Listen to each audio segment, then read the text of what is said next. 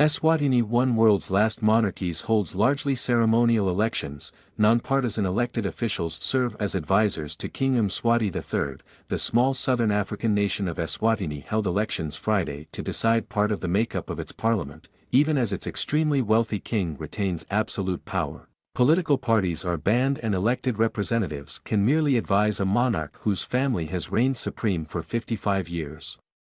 Eswatini, wedged between South Africa and Mozambique, is the last absolute monarchy in Africa and one of the few remaining in the world.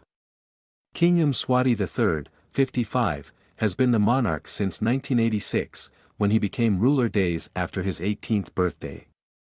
His father was king for 82 years before him, although Eswatini only gained independence from Britain in 1968. It was formerly known as Swaziland. Parliamentary elections are held every 5 years.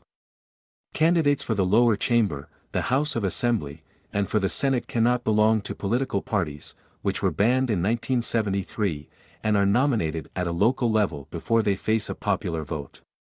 Mswati III appoints a minority of House of Assembly members, and the majority are elected.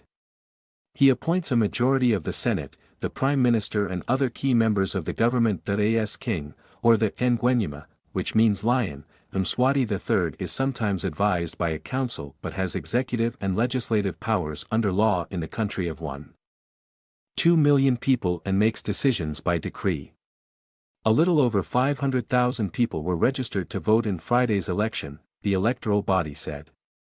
The African Union and the regional Southern African Development Community bloc sent observers. Mswati has faced increased pro-democracy protests in recent years, but activists demanding reform encountered a harsh crackdown from police and security forces under the king's control in June 2021, with dozens killed.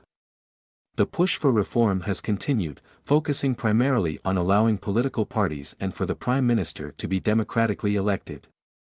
2 members of parliament were jailed for calling for democratic reforms during the 2021 protests. They were convicted this year under an anti-terrorism law that rights groups say is only designed to suppress criticism of Mswati and halt the push for democracy. The lawmakers, Duduzi Bakid Mabuza and Thandeni Dube, now face up to 20 years in prison, according to Civicus, a global alliance of civil society groups. Mswati has been accused of living lavishly while Eswatini's people struggle with widespread poverty, the world's highest HIV infection rate per capita and a life expectancy of 57 years, one of the lowest in the world. A 2008 report by Forbes magazine estimated Mswati's wealth at $200 million. He owns private jets, a fleet of luxury cars and reportedly wore a suit beaded with diamonds to his 50th birthday celebration.